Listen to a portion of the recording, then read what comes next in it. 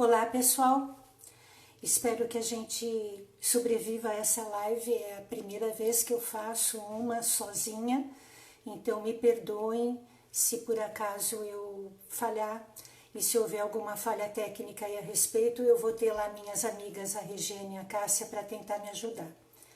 É a primeira oportunidade que eu estou tentando me comunicar com vocês e lançamos em especial, um tema meio polêmico, né?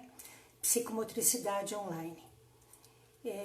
Queria só que vocês me dessem um alô, se está tudo bem, se estão me vendo, para que eu possa melhorar ou a imagem ou o som, se está tudo em ordem.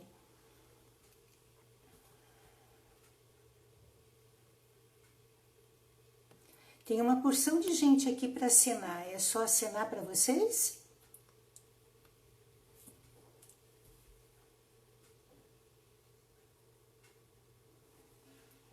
Que legal, muita gente. Que bom, eu fico feliz com o vosso interesse no nosso tema, tá? Eu só queria que me confirmassem se estão me ouvindo.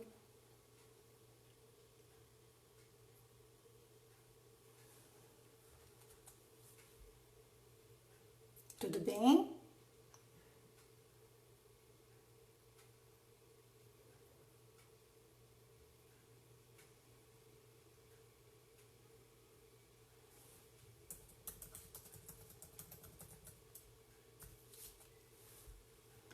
Pessoal, estão me ouvindo? Por favor, podem me dar um retorno?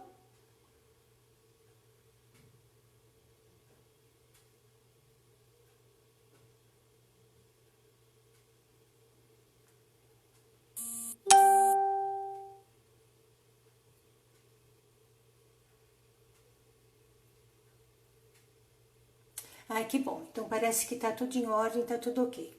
Então vamos lá, a gente vai iniciar. Nós temos 1 hora para discutirmos aí, refletirmos um pouquinho a respeito desse tema, que é psicomotricidade online. Bom, antes de falar se é viável ou não, se é possível ou não, nós podemos trabalhar com psicomotricidade online, eu queria falar um pouquinho sobre essa ciência. O que é a psicomotricidade? Eu fiz algumas anotações e eu vou tentar seguir uma sequência um pouquinho lógica do pensamento.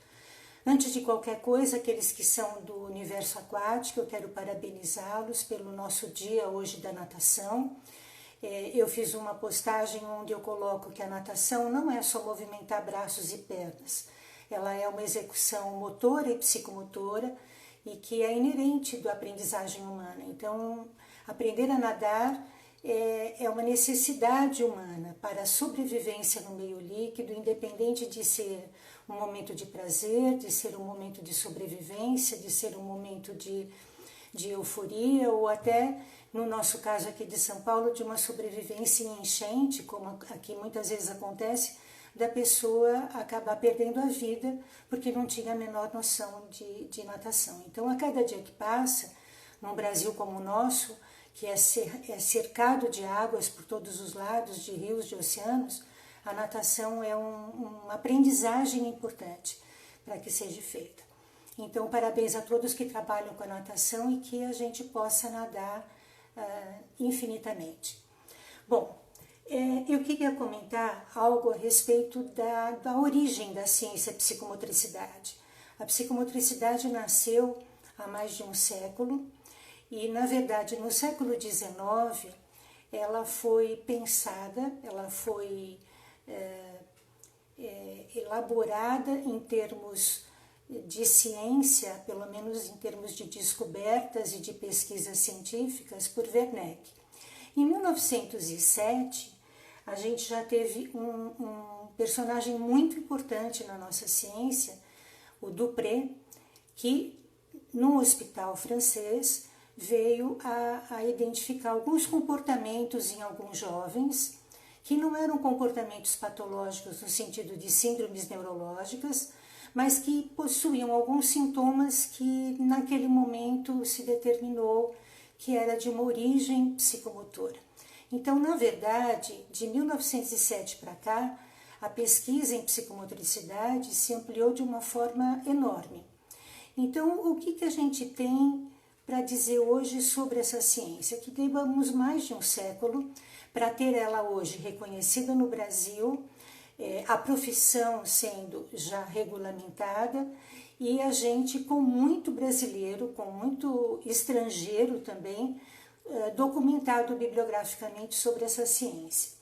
A nossa prática, a prática que eu faço há muitos anos, é uma prática aquática. Então, a maior parte do meu percurso profissional se deu aplicando a psicomotricidade no meio líquido. Por que eu quis aplicar? Por que eu quis levar essa ciência para o meio líquido? Eu estou abrindo hoje o meu canal no YouTube, que vai ser um canal memorial, um canal onde a gente vai contar um pouquinho do meu percurso histórico, do meu percurso profissional, daquilo que eu optei, que eu sonhei e que eu consegui realizar. E lá eu vou contar direitinho, num dos episódios, como é que essa palavra entrou na minha vida, né? Porque, na verdade, foi uma palavra que me trouxe muito susto. Eu tive, a primeira vez falado para mim, foi na escola do meu filho mais velho, com 4 anos, que eu ouvi falar que ele estava com problemas psicomotores. Então foi assim que ela surgiu e eu vou ter oportunidade de contar para vocês com mais detalhes nesse canal do YouTube. Mas independente disso, eu escolhi aplicar a psicomotricidade aquática, a psicomotricidade na água, por conta de uma paixão. Eu sempre fui muito apaixonada pela natação e depois de fazer algumas formações de letras, pedagogia, eu resolvi fazer também educação física para que eu pudesse trabalhar com pessoas que possuíam dificuldades gerais, ou físicas, ou sensoriais, ou mentais, mas através da água. A água para mim sempre foi o maior brinquedo do universo. Então sempre foi um ambiente de muito prazer. E os meus estudos, em termos de psicomotricidade, sempre foram muito voltados para fazer todas as adaptações na piscina. Tudo que eu queria fazer, o meu primeiro teste era na piscina. Como que eu poderia aplicar aquele conceito, aquele estudo, aquela fundamentação teórica tão profunda dentro do universo aquático. Eu posso dizer que meu grande referencial teórico é o professor Vitor da Fonseca, que foi uma pessoa que, além de conhecê-lo pessoalmente e ter com ele grandes conversas filosóficas e admirá-lo pela sua sabedoria e por tudo que ele pôde nos ensinar nas aulas e nos cursos que eu tive com ele, de ver que ele é um verdadeiro antropólogo. E ele me explicou por A mais B que a gente veio da água. E eu me convenci disso, né? Que nós somos seres que viemos do fundo dos oceanos. Então, para mim, a psicomotricidade tem sempre um grande significado nesse universo aquático, mas isso não significa que a minha formação é essa. A minha formação ela é generalista. Eu estudei a ciência como um todo, eu tenho uma formação de muitos anos, na verdade eu já estou há 36 anos na área e já fiz muito trabalho de solo, já atendi muita psicomotricidade terapeuticamente em clínica, já trabalhei muito com psicomotricidade na pedagogia também, na área educacional, mas o que eu mais preferi fazer, e o que é mesmo a minha paixão, é o que eu chamo de terapia psicomotora aquática. Há mais ou menos uns 16 anos nós nos envolvemos com o mundo acadêmico, na formação de profissionais, e aí iniciamos um trabalho de pós-graduação. E é aí onde vai o tema dessa live, né? Então, num momento como esse que nós estamos vivendo hoje, tão difícil, né? Onde nós talvez estejamos passando por uma das maiores aprendizagens humanas. Confúcio dizia que para a gente ter sabedoria, a gente utiliza de 3 ferramentas importantes. A primeira é a reflexão. A reflexão, a gente possui a sabedoria e é a mais nobre das artimanhas, né? da maneira de se aprender algo. Um segundo momento de aprendizagem, uma segunda forma de aprendizagem, uma segunda forma de nós termos sabedoria é através da imitação, que é a forma mais fácil. Mas a terceira e poderosa forma é a da experiência. Então, com a experiência, tudo é mais difícil, mas tudo é muito profundo e verdadeiro. Então, para mim, pessoalmente, é impossível trabalhar uma ciência tão corporal como é a psicomotricidade à distância, numa distância corporal. Mas vamos pensar no momento de hoje, porque as verdades, elas sempre mudam, né? A gente não pode ter a síndrome da Gabriela. Eu nasci assim, vou morrer assim e não mudo de opinião. Pelo contrário, eu acho que são essas experiências que nos fazem refletir e ver que existem outros caminhos. Hoje, a definição que nós temos, que até a Associação Brasileira de Psicomotricidade preconiza e coloca lá no seu site, que a psicomotricidade é uma ciência do equilíbrio humano, é uma ciência que tem a ver com os nossos mecanismos interiores e exteriores, com a nossa relação com o mundo. Eu gosto muito de uma definição do Júlia Guerra, é a realização de um pensamento através de um ato motor coeso, econômico e harmonioso, e que exige para isso uma afetividade equilibrada. Então, como trabalhar uma ciência onde a relação com o outro é uma relação profunda, é uma relação de toque, é uma relação de pele, é uma relação de olhar. Então, a psicomotricidade, ela é constituída de funções e de relações. E isso é fundamental em qualquer tipo de aprendizagem. Fazer online uma aula, dar online uma aula, depende de qual é o conteúdo teórico. Eu vou até comentar com vocês a relação de disciplinas que tem no nosso curso e até pedir um pouquinho da vossa reflexão a respeito. Será que seria possível, através aqui da internet, nós montarmos uma aula e passarmos lá a projeção dos slides e irmos aos poucos orientando teoricamente? E a aula morrer ali? Acredito que não. Existe algo importante também, eu até anotei aqui para comentar com vocês, que é a respeito do nosso corpo. A psicomotricidade tem um tripé muito importante, que é corpo, mente e prazer. Se eu não trabalhar esse tripé, eu não estou trabalhando integralmente a psicomotricidade. E uma ponta desse tripé é o corpo. E esse corpo, ele é formado de camadas. Nós temos o self, nós temos a camada emocional, nós temos a camada muscular e a camada mental. Não tem como nós chegarmos no self, no interior do seu ser, né? Se nós não passarmos por essas nossas couraças, né? Por essas nossas maneiras de leitura corporal.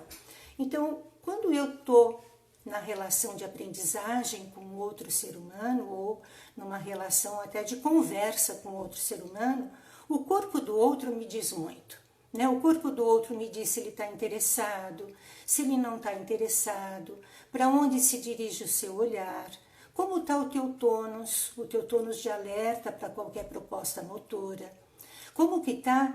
Muitas vezes a pessoa está conosco, mas mentalmente não está, emocionalmente não está. Ela só está de corpo presente. E esse corpo mora um sujeito muito importante, que é o eu.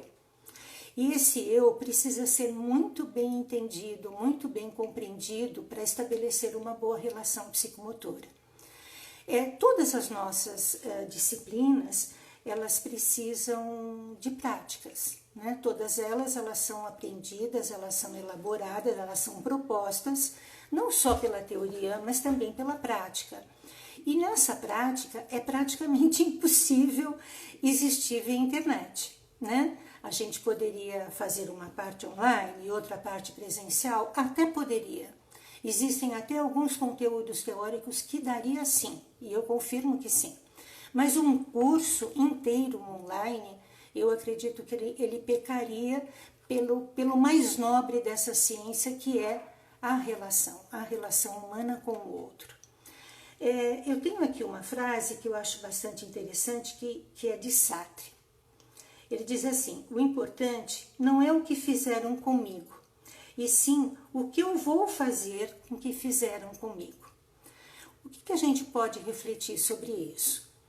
Muitas das pessoas, e a maioria das pessoas, elas são significadas e elas passam por diferentes fases na vida. Nós todos, humanos, né, passamos por diferentes fases na vida, onde nós temos um outro do nosso lado que nos significa, que nos apresenta o mundo. Por exemplo, o bebê. Ao nascer, o único animal, né, no caso nós, racional, mas independente disso, todos os irracionais não são assim, só o homem não sobrevive se ele for abandonado. A vaquinha, o bezerrinho, o cavalinho, a tartaruguinha, qualquer um deles. Se a mamãe o coloca ao mundo, ele é capaz de sobreviver. Mas o ser humano não. Se ele vier ao mundo, num parto ele vier ao mundo, e ele não tiver ninguém para cuidar dele, ele não sobrevive. Então veja como o outro é muito importante na vida dele.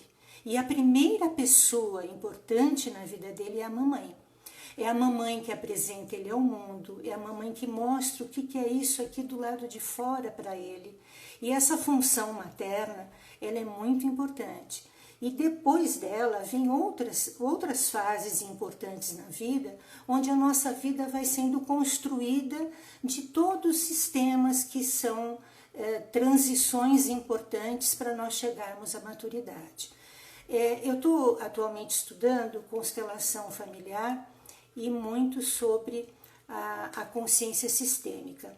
E eu estou vendo tanta relação entre a psicomotricidade e isso que estou completamente apaixonada pelo estudo que eu estou fazendo.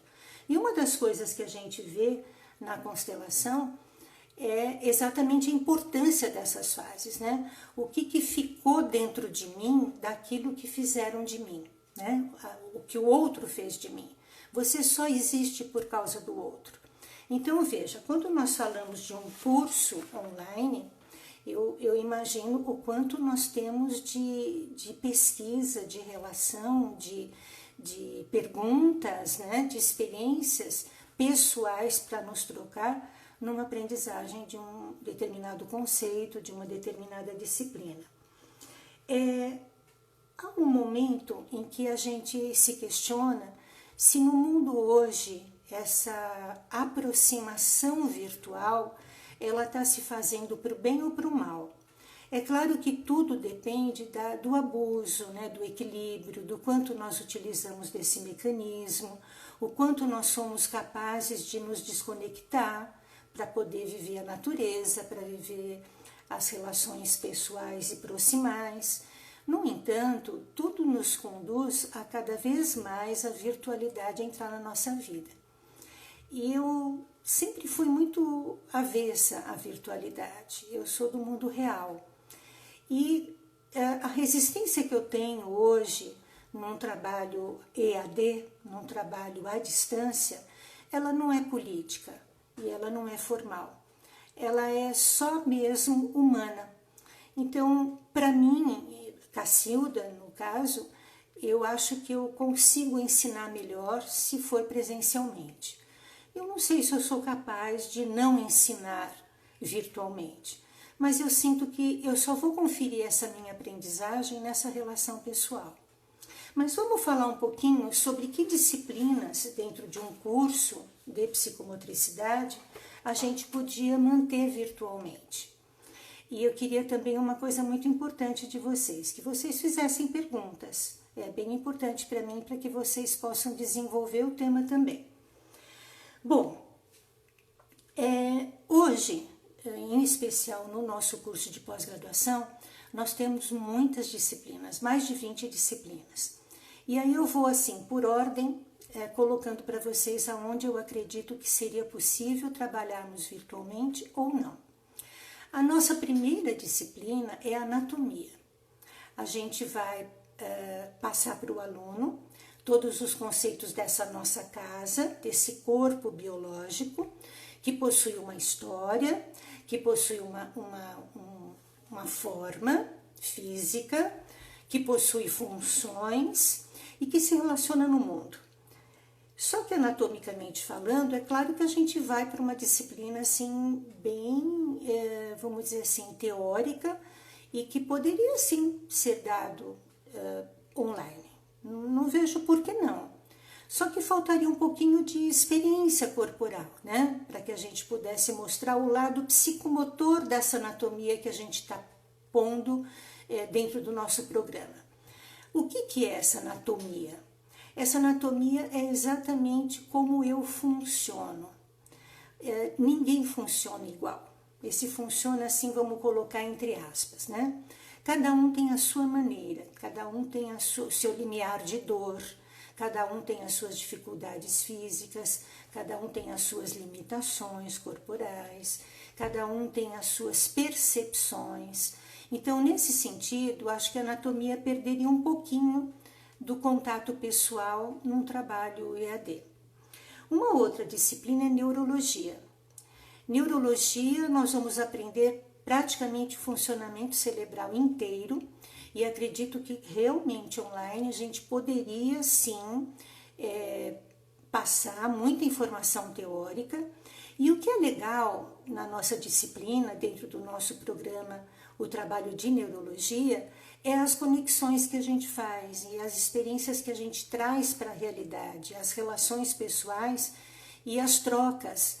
E essas trocas, elas precisam ser pessoais. Então, também faltaria um conteúdozinho prático na relação de uma disciplina de neurologia EAD. Uma outra é a cinesiologia. A cinesiologia vai trabalhar exatamente como eu funciono, né? Como as minhas articulações, a minha musculatura, o meu esqueleto, o meu ser biológico funciona. E a gente complementa a disciplina de cinesiologia com a educação do movimento, que é um trabalho muito legal, de uma formação que eu fiz e que no nosso curso nós temos uma outra docente que colabora conosco, que a gente chama de educação do movimento. E eu sigo os preceitos do Evaldo Bertazzo. Não sei se vocês o conhecem, mas dentro da minha realidade ele me trouxe justificativas psicomotoras totais do funcionamento humano, né? Do funcionamento do corpo humano. Então, não é uma coisa assim, é coisa da fisioterapia. Não, não é. E às vezes as pessoas falam, mas qual é a diferença da psicomotricidade para a fisioterapia? E a gente teria tantas respostas, mas acho que uma eu poderia apresentar para vocês.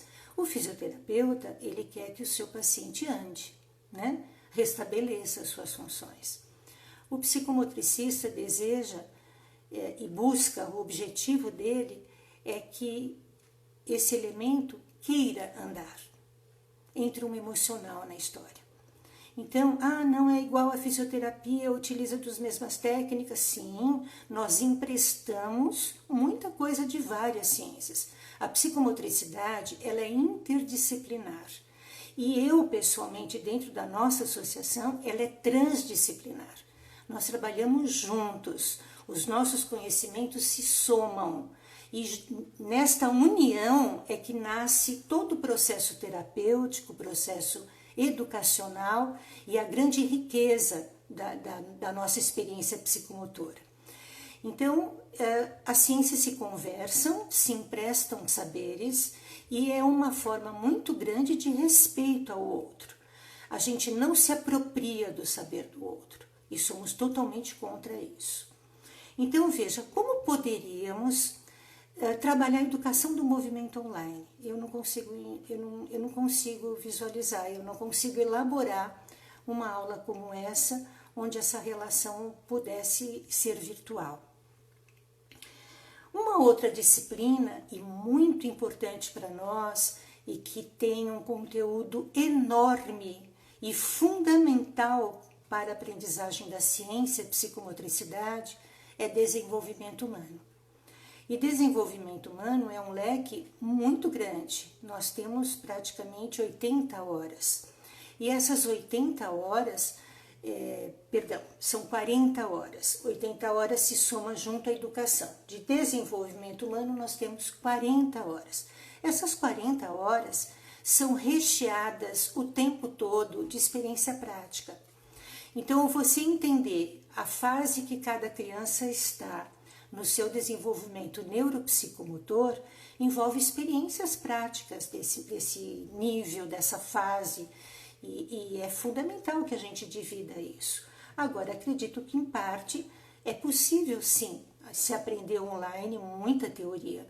Inclusive, a profissional que trabalha conosco ministra cursos online de desenvolvimento humano. E eu acho que são bárbaros e fantásticos.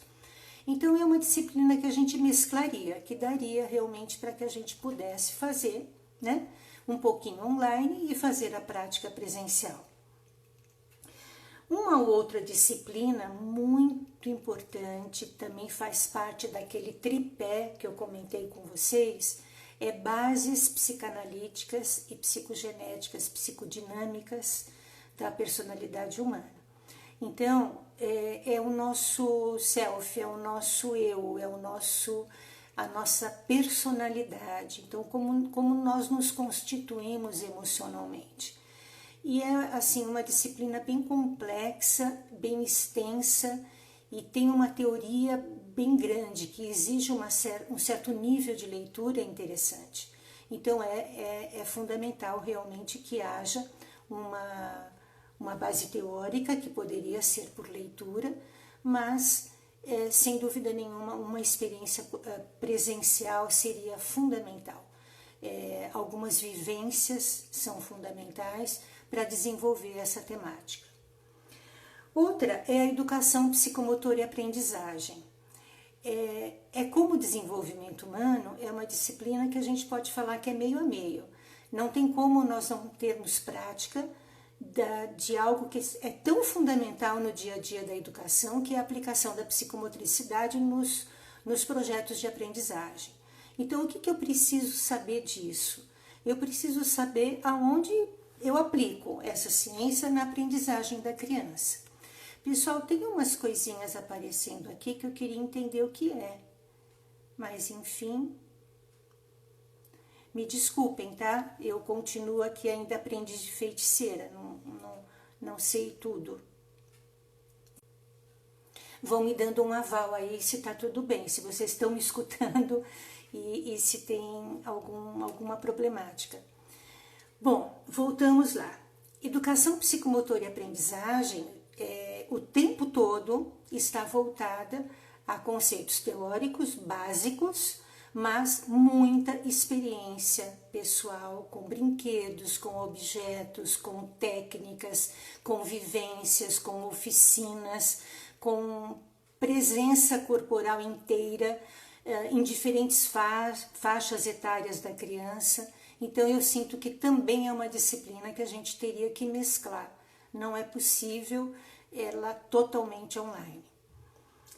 Uma outra disciplina, inclusive eu estou nela neste momento numa turminha lá de Sorocaba, é a gerontopsicomotricidade. Eu não consigo conceber essa disciplina online. Trazer o que é possível ser feito com o idoso não é algo teórico, é algo totalmente prático.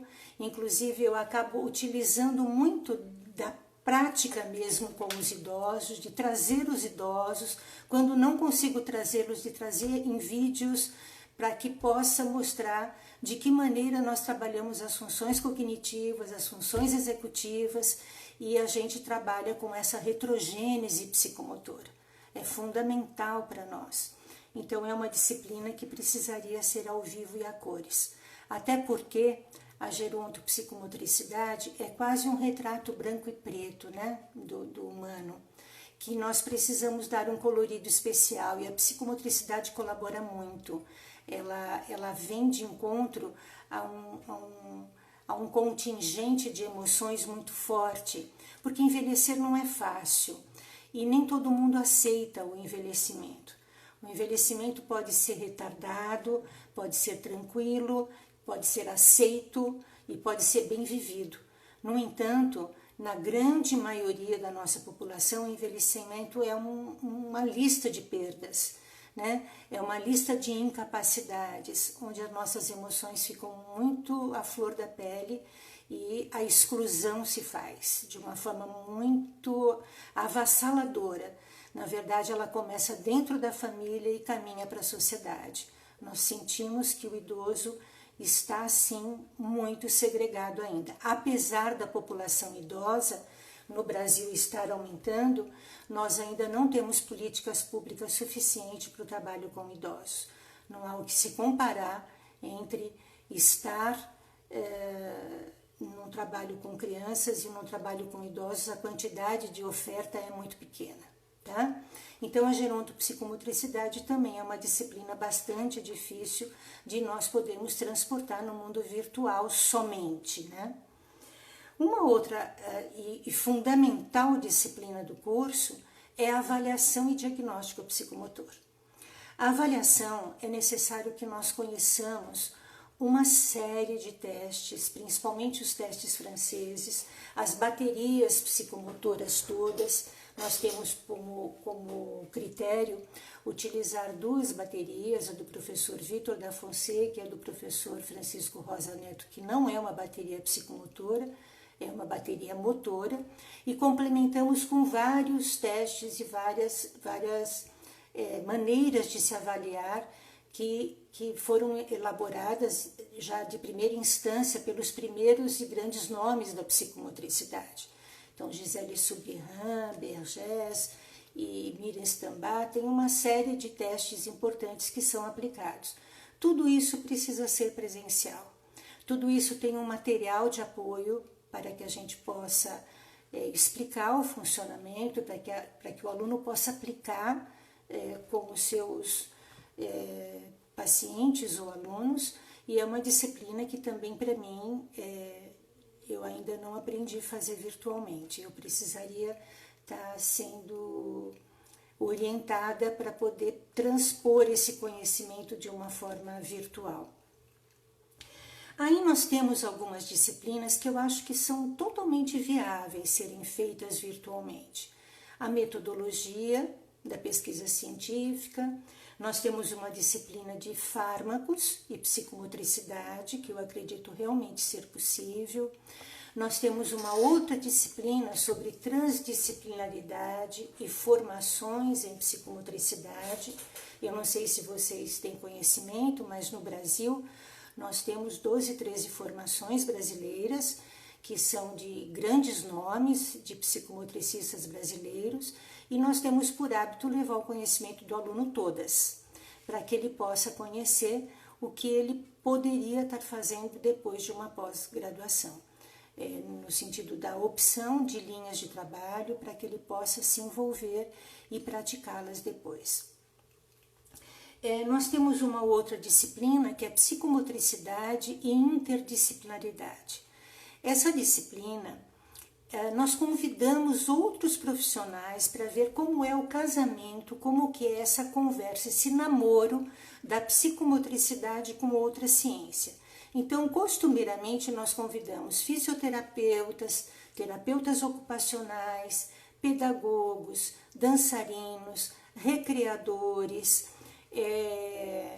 fonoaudiólogos, arteterapeutas, para que possam trazer a experiência que é trabalhar psicomotricidade mais essa área, que é o trabalho transdisciplinar que nós comentamos.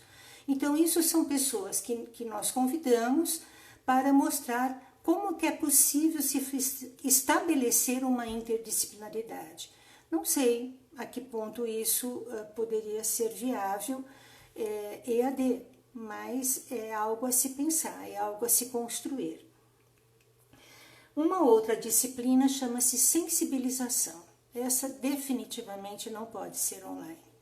Ela é uma disciplina todinha de vivências corporais, de sensibilização corporal, de formação pessoal mesmo, e eu não vejo nenhuma possibilidade de ser praticado online. E fora isso, nós temos todas as práticas, a prática clínica, a prática educativa, a prática terapêutica e a prática esportiva. E como prática que são, também não poderiam ser EAD. Com isso, fica aqui a minha mensagem. Como é possível montarmos um curso e explorarmos um curso de psicomotricidade EAD? Eu estou soltando um desafio para mim mesma, né? Como é possível, vou ter que descobrir. Agora, eu acredito que a gente precisa de muita ajuda nisso. Ajuda do lado de lá, desse lado onde você está. até que ponto você está para esse curso, né? Porque não basta só essa aula, você vai ter que estudar, você vai ter que ler, você vai ter que nos questionar. A troca de dúvidas, ela é fundamental. Então, eu acredito, se tivesse que ter uma resposta, eu falaria sim, é possível, não integralmente. Se eu pudesse falar em termos de percentual, eu não chutaria nenhum percentual neste momento, porque eu não tenho isto, eu não desenhei para mim um trabalho assim. E tem mais uma coisa muito importante que eu queria trazer para vocês em relação à nossa Associação Brasileira de Psicomotricidade. No próprio site da associação, na página de abertura do site, vocês vão encontrar lá algo muito próprio para esse nosso assunto aqui. Se a psicomotricidade é uma ciência das relações humanas, ela só pode ser ao vivo e a cores. Então, como produzir ciência, como produzir esse conhecimento nessa distância virtual? Então, de uma maneira geral, não posso dizer que é unânime, mas de uma maneira geral, nós brasileiros psicomotricistas não concebemos esse trabalho online. Nós preferencialmente optamos pelo presencial. Isso não é uma postura radical, isso não é uma postura não pode, não faz, não é. A gente não recomenda e aí fica a opção de cada um. Hoje está havendo uma grande democratização do conhecimento. A gente sente que, inclusive, há uma grande disputa de cursos. E eu fico muito triste com isso, vou ser muito sincera com vocês. Eu acho que a ciência ela é tão nobre, ela é tão grandiosa, ela não mereceria ser explorada da forma com que hoje ela está sendo explorada em alguns cursos, que abrem sem nenhuma qualidade, sem nenhuma categoria e que colocam um preço muito ínfimo, que eu não sei nem como esses profissionais são remunerados, e abre uma concorrência ilegal, irreal, imoral. Então, eu acho que a busca por um curso precisa ter alguns referenciais, tem que ter diferenciais. Quando você buscar um curso de pós-graduação em psicomotricidade, procura conhecer as disciplinas, conhecer o corpo docente, conversar com ex-alunos. Nós temos recebido no nosso curso pessoas que vêm de outro curso, que está frequentando outros cursos, querendo sair de lá para vir conosco, porque não tá conversando eticamente com o curso. Isso nos traz um desconforto muito grande, porque veja, nós somos todos amigos, nós somos da mesma área, eu não posso dizer é bom ou é ruim, eu conheço o meu curso e sei o que ele pode produzir, mas me aborrece muito porque é um investimento financeiro, é um investimento de tempo que a pessoa dá, e isso é muito cruel, né? É muito cruel, a gente precisa se investir de corpo e alma num curso. É um investimento pessoal alto. Hoje, mais do que nunca, o dinheiro faz uma falta incrível na vida da gente. Nós não estamos, ninguém está bem, ninguém está nadando em dinheiro, ninguém está com dinheiro sobrando para nada, muito pelo contrário. Então, o que eu recomendo é assim, é o curso EAD mais barato, aquele tal custa tanto a mensalidade, não vai pelo preço. Vai pelo seu conteúdo, procura investigar, procura conhecer um pouquinho de perto aquilo que está acontecendo naquele curso para você fazer uma grande opção, tá? E nesse sentido a gente tem um respaldo da Associação Brasileira de Psicomotricidade, que toma partido para que os cursos sejam presenciais. O nosso é totalmente presencial. Com esta demanda desse confinamento, nós estamos pensando, eu soltei essa live exatamente por isso, que tem sido um momento muito grande de reflexão. Meu Deus do céu, eu com 3 turmas me esperando com aula e eu não podendo dar essas aulas, como fazer? O pior é que são disciplinas que, como eu relatei aqui, eu preciso estar olho no olho, eu preciso estar presente, eu preciso estar com cada um. mas nós estamos estudando, a gente aprende sempre e a gente vai tentar desenvolver alguma maneira de chegar a um ponto comum e a gente encontrar uma forma de encontrar você aí na sua casa e levar o conhecimento de alguma maneira, tá? Eu queria agora colocar se vocês teriam alguma pergunta para me fazer. Eu não estou vendo nada aqui, ninguém está perguntando nada. Peço ajuda aí para a Regiane e para a Cássia se eu teria alguma coisa para complementar. Eu tenho até algumas questões que foi colocado como sugestão para mim, mas eu acredito que eu já abordei absolutamente tudo. Há uma coisa interessante aqui. O que é relevante quando você faz uma formação, quando você termina uma pós-graduação, como você sabe se esse profissional é bom ou é ruim? Ah, não sei. Eu acho que a experiência é quem nos faz. Jamais ao terminar um curso de pós-graduação, você está seguro para exercer efetivamente aquela profissão. Você precisa de uma formação pessoal, você precisa de supervisão e você precisa de ajuda no começo. É impossível você ir diretamente e já se investir de todo o conhecimento adquirido e praticar sem medo, enfim.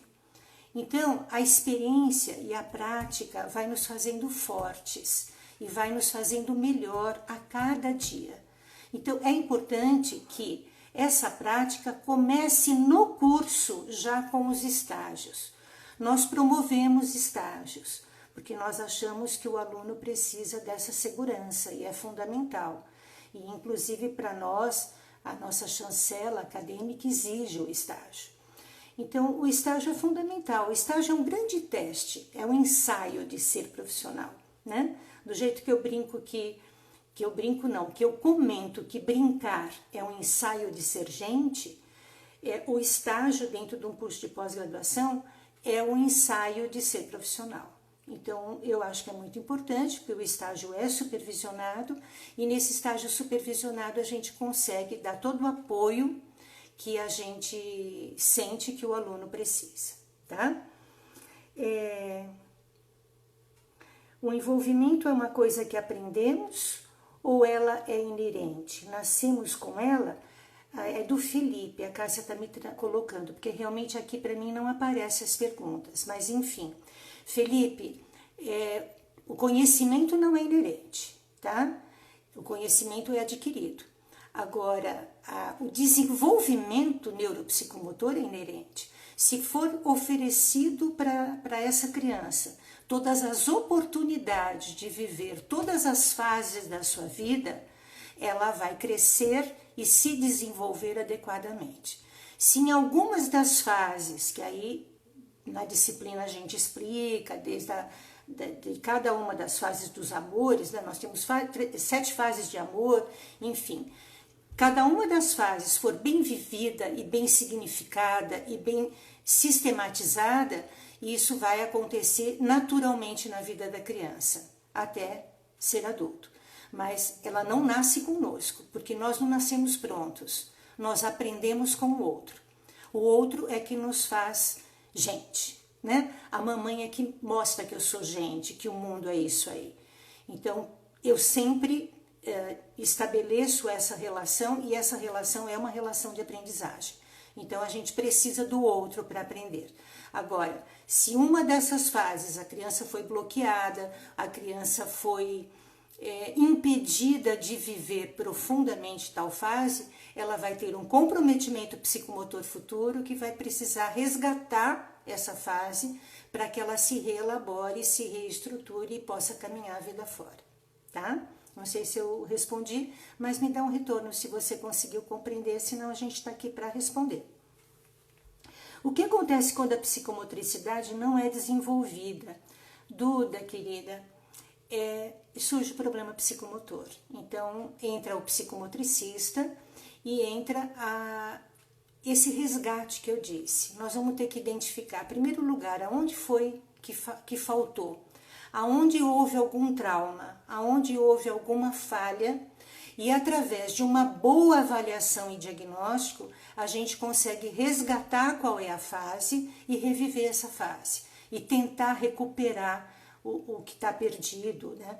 Agora, quando é uma lesão neurológica, quando é uma patologia, muitas vezes você não resgata. Você aí vai trabalhar com neurociência e você vai trabalhar com o que tem de bom, trabalhar com o que ficou possível. Então, o que eu não tenho, eu continuo não tendo, mas o que eu tenho, eu desenvolvo para ser melhor e talvez fazer, cobrir esta parte que me é deficitária. Eu vou te dar um exemplo bem próximo de mim. Nós temos um trabalho na associação com um grupo de jovens deficientes e de diferentes deficiências, desde autismo, síndrome de Down, paralisia cerebral, doenças degenerativas. E eu tenho um caso de tetraplegia, onde ele só se comunica com o olhar. E é impressionante como a gente se comunica. Então, ele aprendeu e nós aprendemos, através do olhar, a fazer todo o processo de aprendizagem de outras coisas. Então, estabelecemos uma comunicação diferente, utilizando aquilo que ele tinha mais expressivo, né? Que nós identificávamos melhor as suas emoções. E conseguimos resgatar isso e está conosco há muitos anos, já há quase 20 anos, trabalhando nas oficinas psicomotoras da Associação Vencer.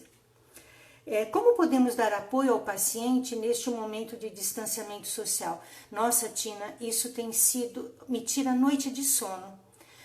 Às vezes eu acordo de madrugada muito desesperada, pensando naquela pessoa que estava acostumada a todo dia, ou 2 ou 3 vezes por semana no nosso trabalho, e está lá em casa com os pais, e os pais também não sabendo o que fazer.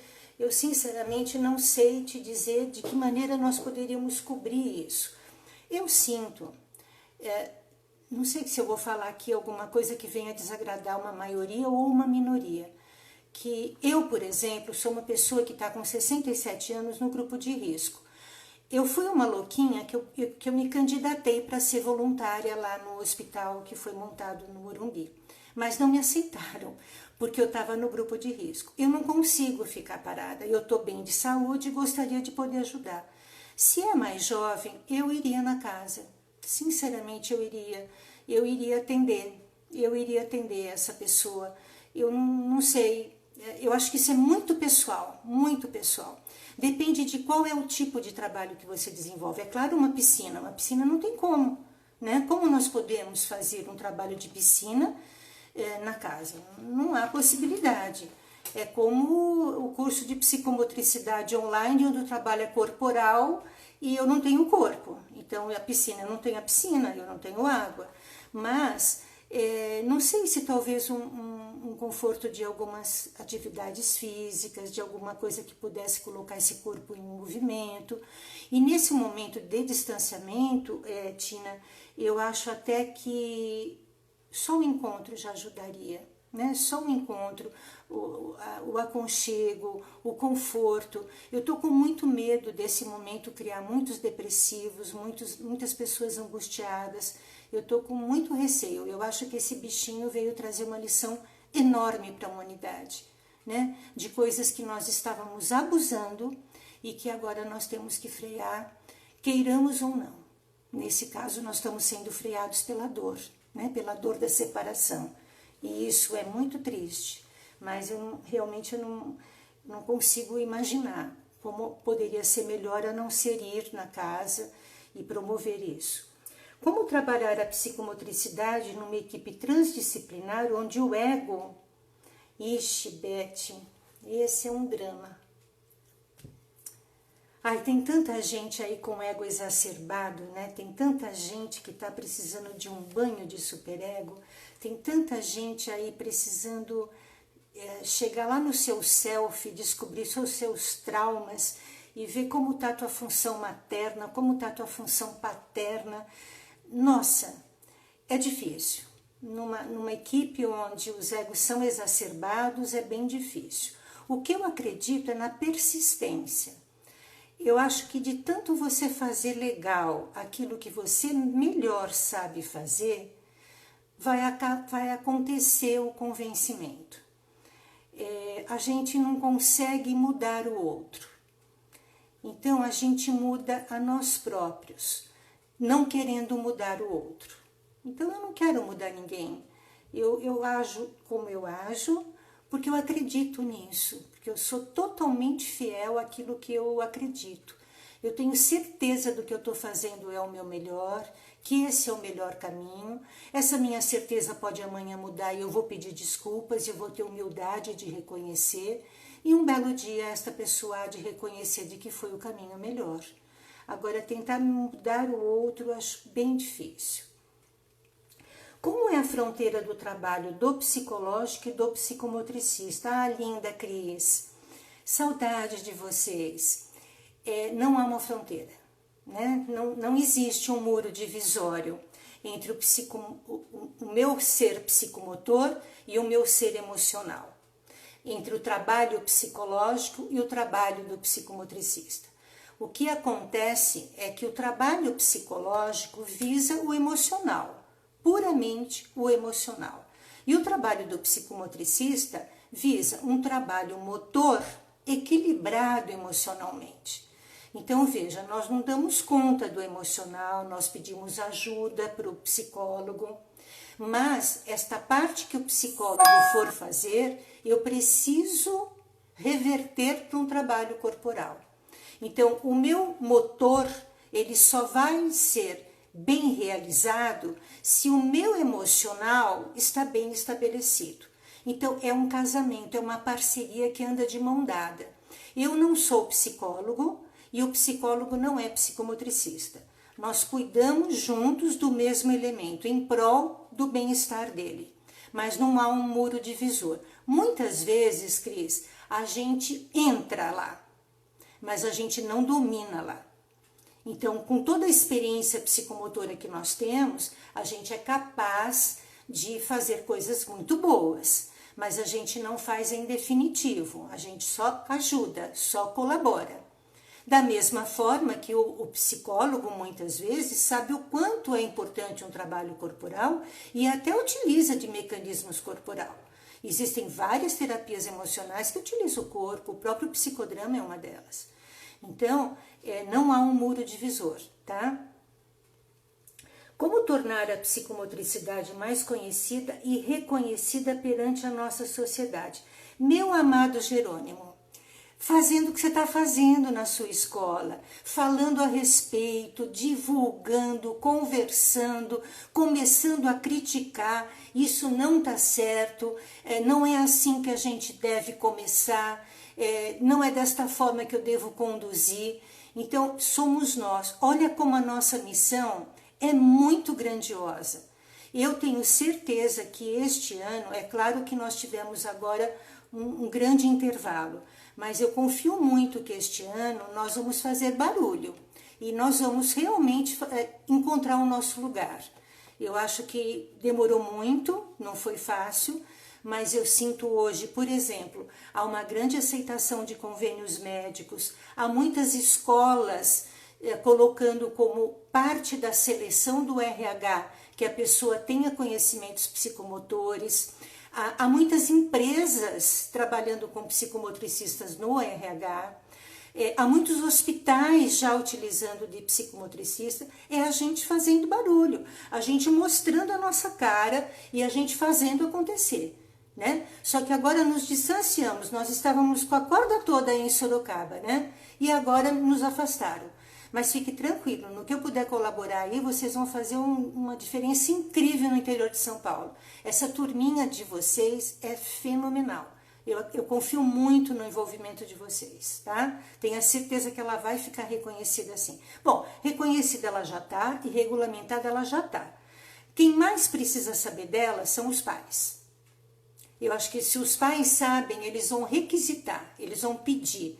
Comecem a reunir mais pais, façam rodas de conversa, façam grupos de estudo, façam palestras, convidem sem nenhum ônus isso, para bater um papo. São os pais que vão ser os grandes colaboradores na divulgação para nós. Tenha certeza disso, tá? Mas estou com muita saudade de todos vocês. Bom, pessoal, não sei se eu atendi a demanda de todos. Espero que a minha grande questão, cada um tenha a sua própria resposta diante do que eu expus. E dia 19 a gente vai fazer uma live só sobre o dia do psicomotricista, sobre a psicomotricidade. Vamos falar como aconteceu essa ciência, a evolução do histórico dela, vamos falar dos últimos acontecimentos aqui no Brasil. E eu queria pedir um enorme favor para vocês, que nesse confinamento vocês procurem um pouquinho da paz que está dentro de vocês. Muitas mães estão muito desesperadas para arrumar atividade para as crianças, para terem o que fazer, para ocupar o seu tempo. Olha, não há nada melhor do que o silêncio, né? Abraça, beija, deita no chão, faz uma comidinha junto, estuda, leia bons livros, a internet está aí para te oferecer essa oportunidade, ouça uma boa música, tome sol, se alimente bem, converse com as plantinhas. Então tenho certeza que vai ser mais fácil superar esse momento, mas ele vai passar, tá? Nós não estamos no mesmo barco, mas nós estamos na mesma tempestade. E não há tempestade que não passe. Um beijo no coração de vocês. Fiquem com Deus.